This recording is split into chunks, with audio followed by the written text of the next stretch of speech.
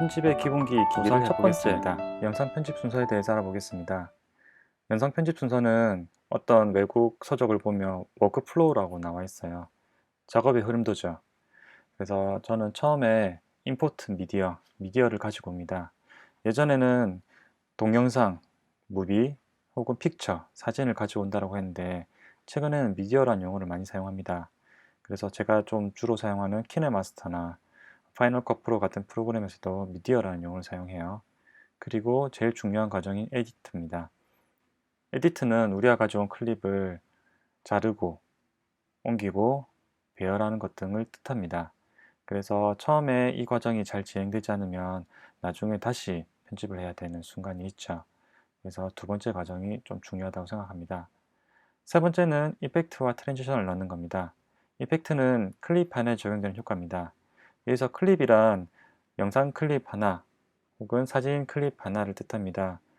편집을 할 때는 동영상 파일, 사진 파일, 그리고 그래픽 파일 이렇게 이름을 붙이면 길기 때문에 그냥 클립이라고 지칭합니다.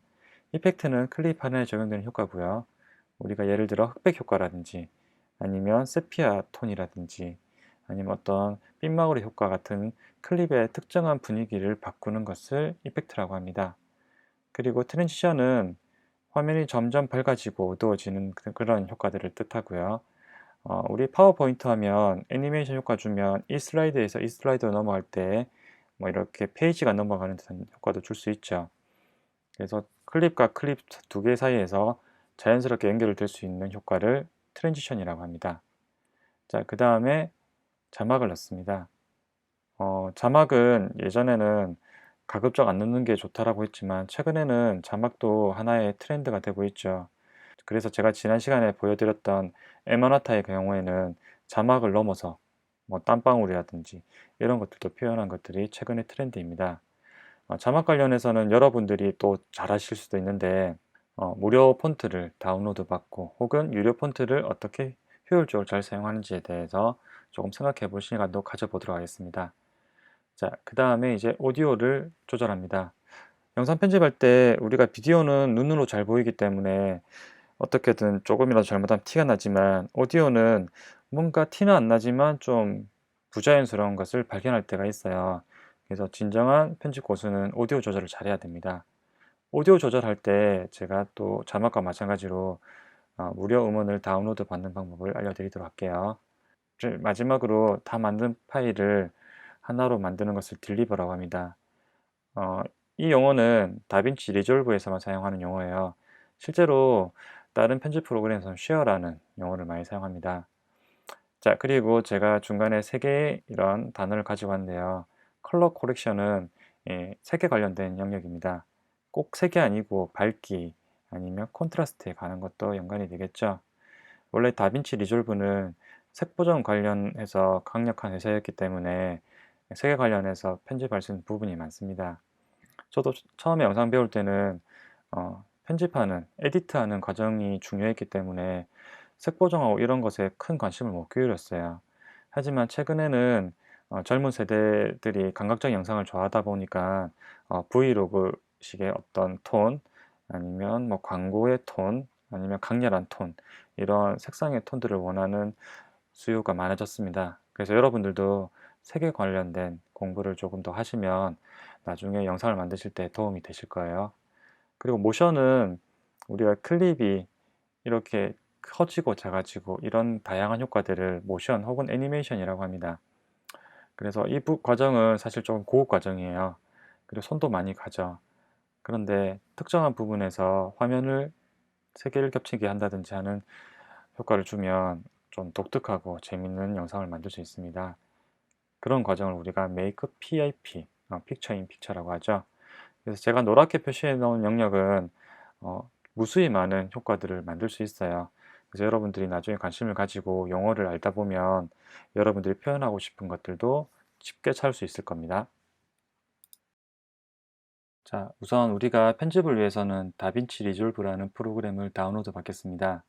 저는 구글에서 다빈치 리졸브 다운이라는 글자를 입력하니 제일 처음에 나온 웹페이지가 이제 다빈치 리졸브의 공식 웹사이트입니다. 블랙매직이라는 회사고요.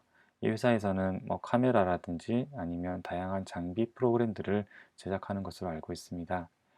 제가 예전에 처음 다빈치 리졸브를 이렇게 수업에서 소개해 드렸을 때는 다빈치 리졸브 14였는데 지금 16 버전까지 나왔네요. 자, 다빈치 리졸브 홈페이지에 가면 제일 마지막 쪽으로 이렇게 스크롤을 해주세요. 그러면 위와 같은 화면이 뜹니다. 지금 두 개의 탭이 있는데 지금 다운로드 하세요. 두 개의 탭이 하나는 무료 버전이고요. 하나는 돈을 내게 되어 있죠.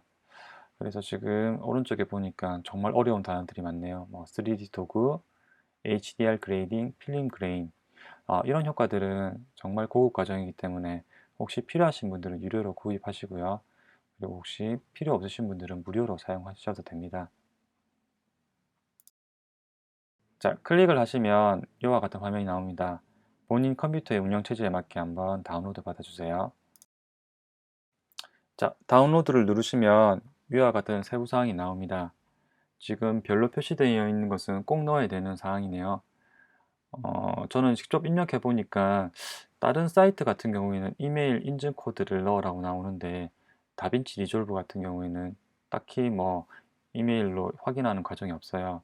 그래서 혹시 개인정보가 조금 부담스러우시면 뭐 전화번호나 이런 것들은 네, 생략은 아예 안 되는 걸 알고 있어요. 그래서 좀 편안하게 한번 넣어 주셔도 괜찮을 것 같습니다. 자, 다빈치 리졸브를 다운로드 받으시고 처음 실행하시면 위와 같은 화면이 나옵니다. 이분이 지금 보고 있는 카메라가 다빈치 리졸브를 만든 블랙매직이라는 회사에서 만든 카메라입니다. 이 카메라는 우리가 못 보던 카메라죠. 저도 소문으로만 들어서 잘 모르는데 어, 우리 흔히 말하는 가성비가 좋은 카메라라고 알고 있습니다. 그리고 원래 다빈치 리졸브라는 회사는 색보정으로 아주 특화된 회사였기 때문에 색보정 패널 그리고 프로그램 하나에 뭐 수천만 원씩 받아서 판매했다고 합니다. 하지만 최근에는 소프트웨어 시장이 많이 개방되면서 그런 판매나 이런 전략들이 많이 뒤처지고 있기 때문에 지금 편집 앱 쪽으로도 개발을 했고 많은 유저들한테 사랑을 받기 위해서 무료로 푼 걸로 알고 있습니다. 그래서 언제 다시 유료로 전환될지는 저도 잘 모르겠습니다. 자, 플레이를 하시면 제일 처음에 프로젝트를 만들어라는 창이 뜹니다. 우리가 한글 문서를 처음 열 때 빈문서가 뜨듯이 다빈치 리졸브도 빈문서에 해당하는 프로젝트를 만들어 주셔야 됩니다. 그래서 Create a New Project에 내가 원하는 제목을 넣으시고요. 저는 그때 보여드렸던 모두들 안녕이라는 제목을 넣어봤는데 제 컴이 맥입니다. 그래서 안 만들어지더라고요. 혹시 잘 안 되시는 분들은 영어로 해주시기 바랍니다. 다빈치 리졸브를 하기 전에 우리가 먼저 인터페이스에 대해서 알아보겠습니다. 인터페이스란 어떤 프로그램을 사용할 때 사용자가 사용하기 쉽게 버튼을 배치해 놓은 것을 인터페이스라고 합니다. 그 버튼을 뜻하기도 하지만 어떨 때는 창을 뜻하기도 합니다. 저는 우선 처음에 큰 창을 먼저 설명해 드리도록 할게요. 지금 제가 처음 열었던 다빈치 리졸브를 보여드리고 있습니다. 제일 왼쪽에 회색 네모로 보이는 것을 프로젝트라고 합니다. 이 프로젝트는 내가 편집에 사용할 소스 영상, 그리고 이펙트 효과, 그리고 에디트 인덱스 같은 다양한 창들이 있습니다. 그래서 우리가 뭔가 필요로 하거나 어떤 새로운 것들을 만들 때는 이 프로젝트에서 진행해 주시면 좋겠습니다. 두 번째, 뷰어 창입니다. 우리가 영상 편집을 하려면 결국 영상을 봐야 되죠. 그래서 우리가 지금 보고 있는 모니터처럼 우리가 플레이하는 영상의 어떤 지점을 보고 있는지를 뷰어 창에서 확인할 수 있어요. 창이 두 개인 이유는 왼쪽 창은 소스 편집을 위한 창이고요. 오른쪽은 최종적으로 내가 다 붙여놓은 영상을 보는 창입니다. 그래서 왼쪽을 뭐 소스 모니터, 오른쪽을 뭐 프로그램 모니터라고 표현하는 편집 프로그램도 있어요. 그리고 끝으로 밑에 있는 가로로 긴 직사각형은 타임라인이라고 합니다. 우리가 편집을 할 때 클립들이 다 직사각형으로 표시가 돼요. 그러면 그 직사각형을 자르거나 혹은 옮기는 과정을 이 타임라인에서 우리가 마우스 커서로 이동을 해서 편집을 진행을 하죠. 그래서 여러분들께서 주로 이제 많이 만질 곳은 타임라인이라고 생각하시면 될 것 같아요. 자, 그리고 주요한 3개의 창을 살펴봤는데 이번에는 작지만 중요한 창을 한번 살펴보도록 하겠습니다. 일단 오른쪽 위에 1번에 3개의 창이 숨어 있습니다. 그 창은 우리 오디오 편집을 하기 위해서 오디오 믹서를 여는 탭이 있고요. 그 다음에 우리가 편집을 하기 위해서 다양한 수치를 입력해야 할 수도 있습니다.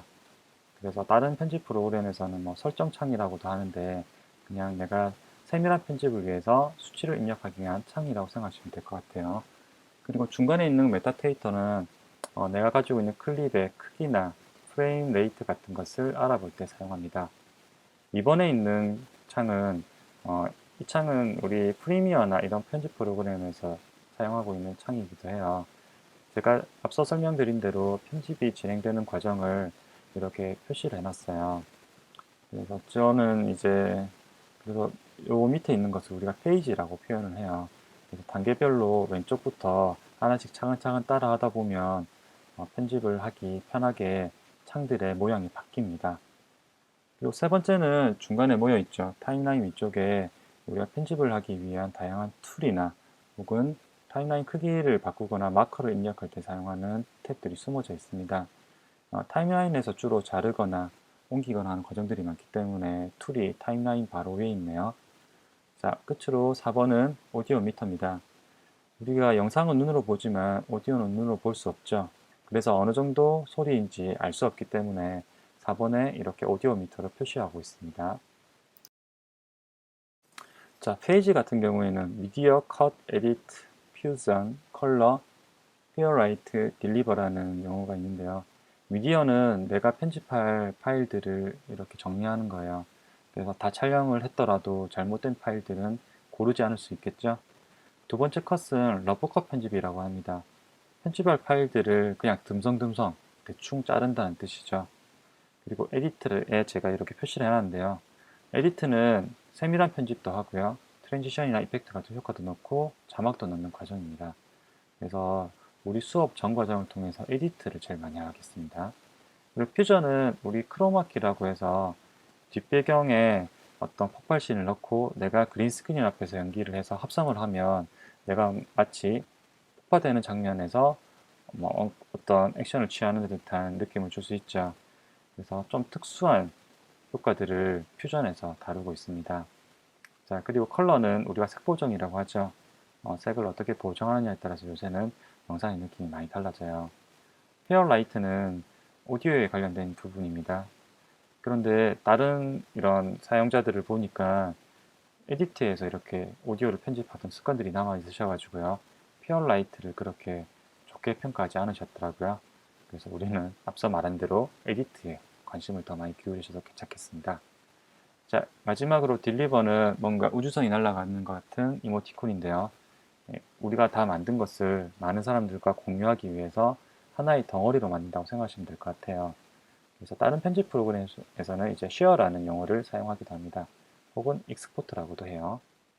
자, 이번에는 단축키를 한번 살펴보도록 하겠습니다. 단축키 하나, 둘, 세 개까지는 잘 아시겠죠? 컨트롤 C는 복사하기, 컨트롤 V는 붙여넣기. 혹시 애플 컴퓨터를 사용하고 계신 유저분들이 계시면 커맨드 C, 커맨드 V라고 아시면 될 것 같아요. 컨트롤 C, 컨트롤 V 그리고 한 단계 취소는 컨트롤 G로 표시합니다. 컨트롤 G가 몇 번까지 되는지는 저도 세보지 않았는데 50번이라는 의견도 있고 100번이라는 의견도 있습니다. 하지만 우리가 너무 많은 취소하기보다는 새로 불러와서 만드는 것이 더 도움이 될 수도 있겠죠. 자, 그 다음 컨트롤 S가 있습니다. 컨트롤 S는 우리가 문서를 작성하다가 갑자기 컴퓨터가 다운로드 되면 그동안 작성했던 문서들이 다 날아가죠. 그래서 그런 걸 방지하기 위해서 중간중간에 저장을 해주는 것을 뜻합니다. 자, 그리고 그 다음에 A와 B가 있습니다. 우리가 영상 편집을 하기 위해서는 툴을 사용해야 되는데 기본적으로 선택되어 있는 툴을 arrow, 화살표 표시라고 생각하시면 좋겠습니다. 우리가 타임라인에서 클립을 자르기 위해서는 면도날처럼 바꿔야 되는데 면도날을 뜻하는 블레이드의 약자인 B를 눌러서 마우스 커서 모양을 면도날로 바꾸면 편집할 때 꼭 우리가 툴에 가서 선택을 안 하더라도 바로 커서의 모양을 바꿀 수 있습니다. A와 B를 잘 기억해 두시고요. 혹시 면도날이 선택된 상태에서 클립을 선택하면 잘리기 때문에 조심해 주시기 바랍니다. 컨트롤 B는 원하는 지점을 바로 잘라주는 것을 뜻해요. 그리고 백스페이스 바는 우리가 지울 클립들을 선택해 가지고 지워주는 것을 뜻하고요. 키보드에 딜리트 키도 있죠? 딜리트 키는 해당 클립을 지우고 공간마저 지우는 것을 뜻하고요. 백스페이스 바는 그냥 공간을 놔두는 것을 뜻합니다. 마지막으로 우리가 타임라인을 운영할 때 타임라인에 클립들이 잘 안 보이면 Alt 그리고 마우스의 휠을 활용해서 타임라인을 확대해 보고요. 그리고 한 화면에 보이게 하기 위해서 축소할 수도 있습니다. 지금까지 다빈치 리졸브를 이용한 영상 편집 기본기를 익혀봤습니다. 편집 순서와 용어, 다빈치 리졸브 설치와 인터페이스를 알아봤고요. 다음 시간에는 본격적으로 컷 편집을 해보겠습니다.